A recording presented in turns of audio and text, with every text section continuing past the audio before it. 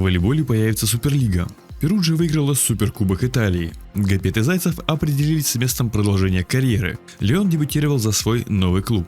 Это и многое другое в свежем выпуске волейбольных новостей. С вас, как обычно, лайк и подписка на канал, а с меня самые интересные волейбольные новости.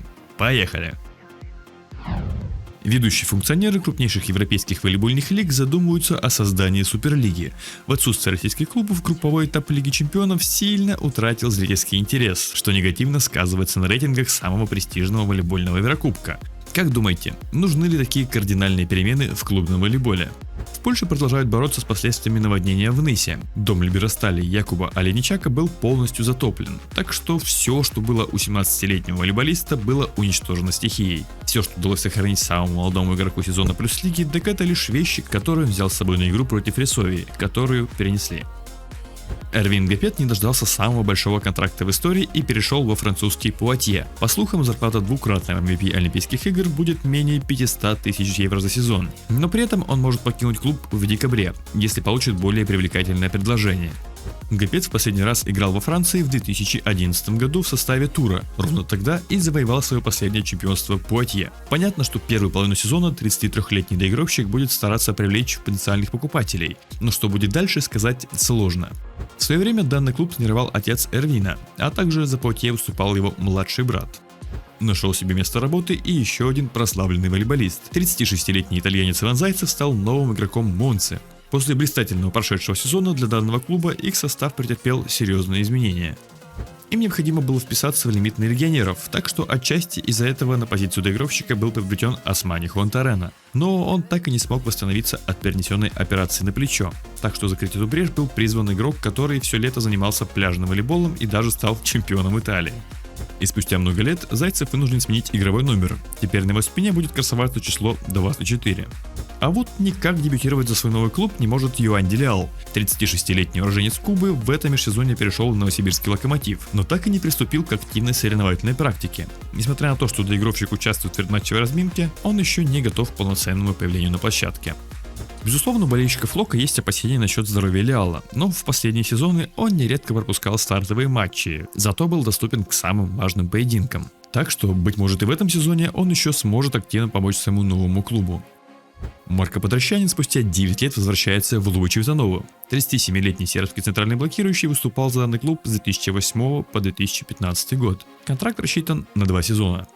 Центральный блокирующий Перуджи Себастьян Соле был прооперирован и пропустил Суперкубок Италии. 33-летнему аргентинцу прооперировали локоть, и он уже начал процесс восстановления. Кстати, друзья, вы можете забрать подарок от нашего партнера по ссылке в описании. Наслаждайся игрой, остальное за Винлайн.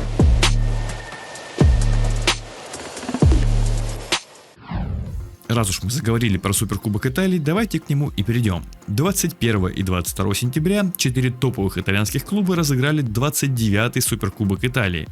Традиционно турнир поделился на 2 этапа. Сперва Перуджа сыграла с Пиченцей, а Трентино с Монцей. И лишь победители этих пар отправились в финальный поединок.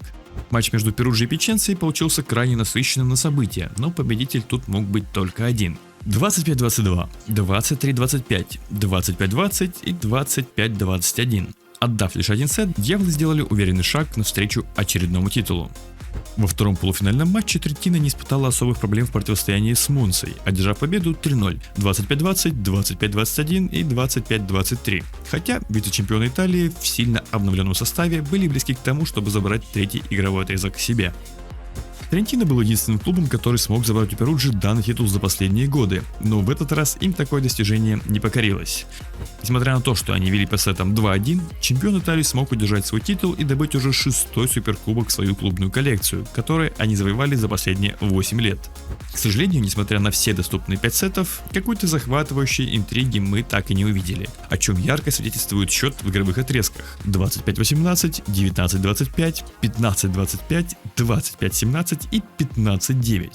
MVP Суперкубка стал японский доигровщик Перуджи Юки Ишикава. Удивительно, но это первая индивидуальная награда для 28-летнего волейболиста в его клубной карьере. В России Суперкубок разыграли уже давно, а в Суперлиге уже успел завершиться 4-й тур предварительного этапа. Сперва в середине недели команды закончили 3-й тур, причем завершился он самой яркой вывеской. где московское «Динамо» в упорнейшем поединке смогло в гостях переиграть «Локомотив» со счетом 3-1, несмотря на проигранную первую партию.